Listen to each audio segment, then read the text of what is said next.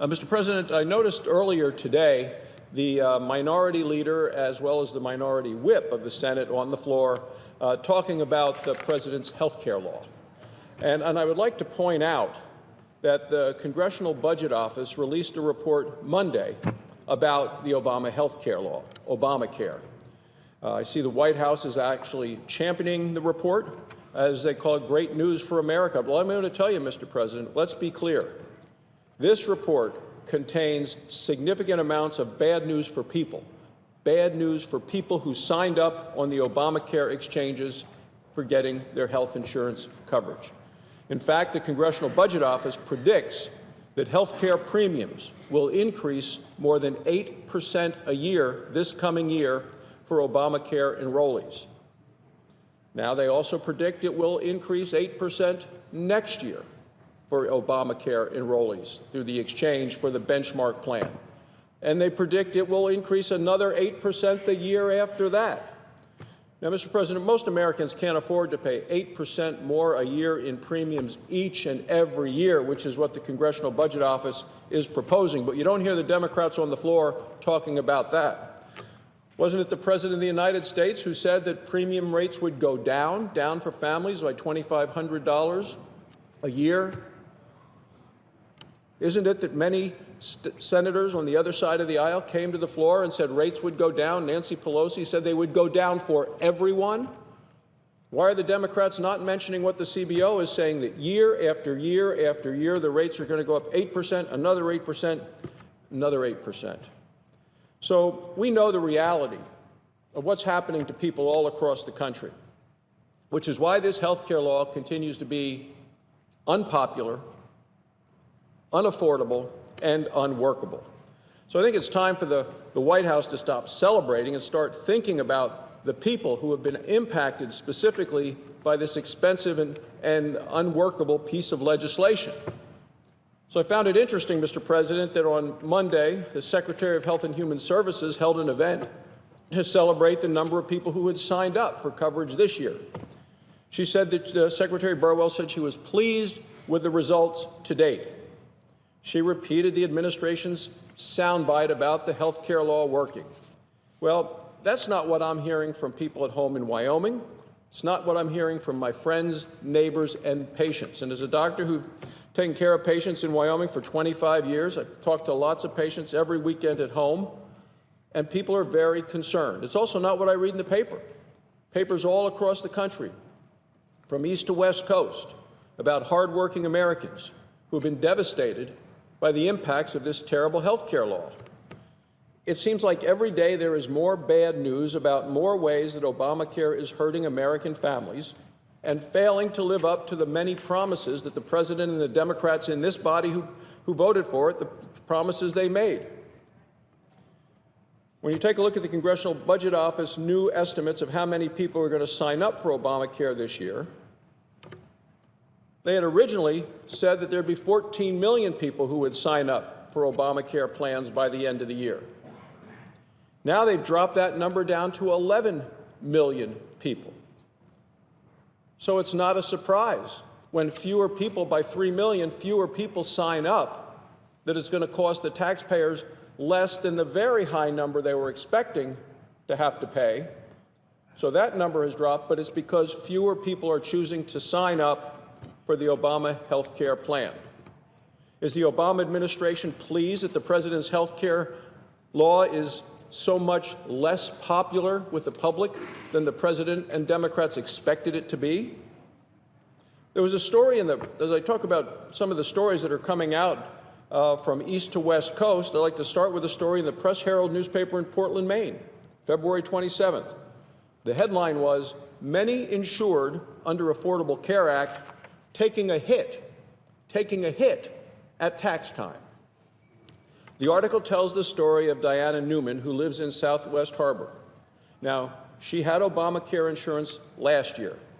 So she went to file her taxes this year. A few weeks ago, the article says, and she got a $400 surprise. That's how much she owed on her taxes specifically because of the health care law.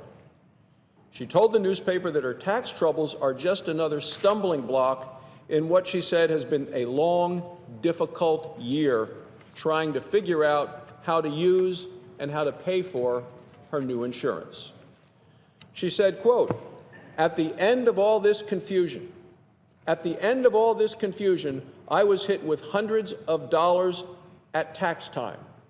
She said, "It's frightening." Frightening. That's how somebody who the president is claiming has been helped by the law is describing the impact of the law on her life. It is frightening. Turns out she was one of almost 1 million people who got bad information from the government about their tax forms. Well, that just made things more confusing for her. She said, quote, "At this point, I don't know what to think." She said, "I may owe more or less or about the same." Is the Obama administration and all the Democrats who voted for this health care law pleased about the way it is frightening this woman in Maine? I don't hear the Senate Minority Leader or the whip talking about that. Does the administration think that Obamacare is working for Diana Newman? Now, the tax preparation company H&R Block says that more than half of their clients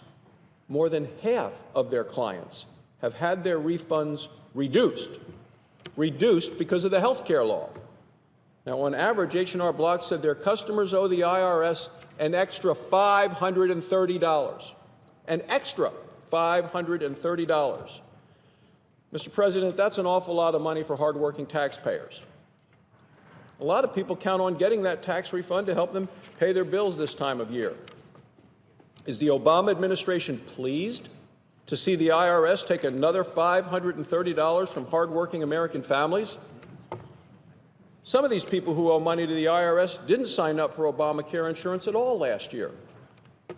Now they're finding out, many for the first time, that they owe a tax penalty. A tax penalty because of the health care law's mandate that they buy health insurance. And not just necessarily insurance that works for them and their family and their family's needs. Oh, no. The mandate that they have to buy insurance that President Obama says works for them, even though they know it doesn't work for them. It may be too much insurance they don't need, don't want, can't afford, and they don't have the freedom or flexibility to even make the choice. President Obama says he knows what's best for them because they don't. The problem is that by the time many of these people figured that out, it was already too late to sign up for Obamacare insurance for this year, so they're getting taxed, penalized. People who didn't understand the tax penalties feel like the Obama administration has pulled a fast one on them. Again, this law continues as we approach the 5-year anniversary. It continues to be very unpopular with the American people. There is so much anger about the timing of the tax issues that the administration had to backtrack and allow extra time for people to sign up this year. The president made a YouTube video saying the deadline is February 15th. February 15th came, went. Then the president said, well, we better open it up again. This president, I will tell you, is making it up as he goes along. We've seen it time and time again with this president and this law, making it up as he goes along. Is the Obama administration pleased with this confusion and anger that a lot of Americans are feeling because of the IRS penalties? And Mr. President, it's not just Washington that's causing troubles for people with the president's health care law. We're seeing bad news all across America. I started in Maine. Let's go over to the other coast. Let's go to Oregon. The state tried to set up its own health insurance exchange. They did such an awful job that not one single person was ever able to sign up on the state website. Not one. No one. People had to fill out paper applications if they wanted to try to buy insurance last year. So how much did it cost the state to set up this exchange that not one person was able to buy insurance on the website? $248 million of taxpayer money. Last Friday, the governor of Oregon officially gave up, signed a law dissolving the state exchange. Oregon will just use the federal government's exchange and the federal website.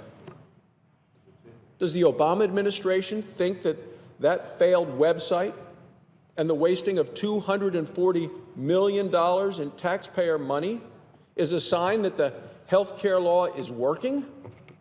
Is this administration pleased with the way Oregon's Obamacare exchange wasted nearly $250 million? That's one state alone. Now, just next door in Washington state, they're having troubles of their own. There was an article in the Hill newspaper here in Washington on February 25th titled, "States Obamacare Overcharges 13,000. 13,000 people that were overcharged in the state's Obamacare exchange in Washington state. According to the article, the Washington State Obamacare Exchange says that its website said that it withdrew the incorrect amount of money from the bank accounts of 1,300 people. So think about that in reference to your own checking account, where there may be an automatic withdrawal based on a cable bill, cell phone bill, whatever. Well, many people, 13,000 here in this case in Washington state, have a withdrawal from the Washington State Obamacare exchange. 13,000 incorrect amount withdrawn. It says some of the people say that more than 3 times the correct amount was withdrawn for their monthly premium for health insurance. I mean, could you imagine if the electric company, one of the utilities, your cell phone, your cable, withdrew 3 times the amount expected from your checking account for that monthly bill? For some people, that glitch in the state system probably meant their accounts were going to end up overdrawn. Even if the states get the problem fixed right away, that's an alarming failure by that Obamacare exchange. Is the Obama administration pleased with the anxiety the exchange is causing 13,000 people in Washington state? These are just a few of the ways Obamacare is not living up to the promises that Democrats and the administration made to the American people.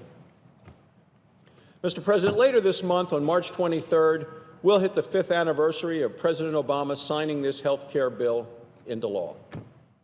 If Monday's event with Secretary Burwell is any indication, the White House is going to throw a celebration. They'll say once again they're pleased, and they'll say that Obamacare is working. The Obama administration shouldn't be pleased with its health care law. The Obama administration and every Democrat who voted for it should be embarrassed by it. It isn't what Democrats promised. It's not what people wanted. People wanted something very simple when it came to their health care and health care reform. People wanted the care they need from a doctor they choose at lower cost. That's what Republicans in the Senate are planning to give them. We could do it without a 2,000-page law. We can do it without all of the negative side effects of Obamacare. That will be health care reform worth celebrating.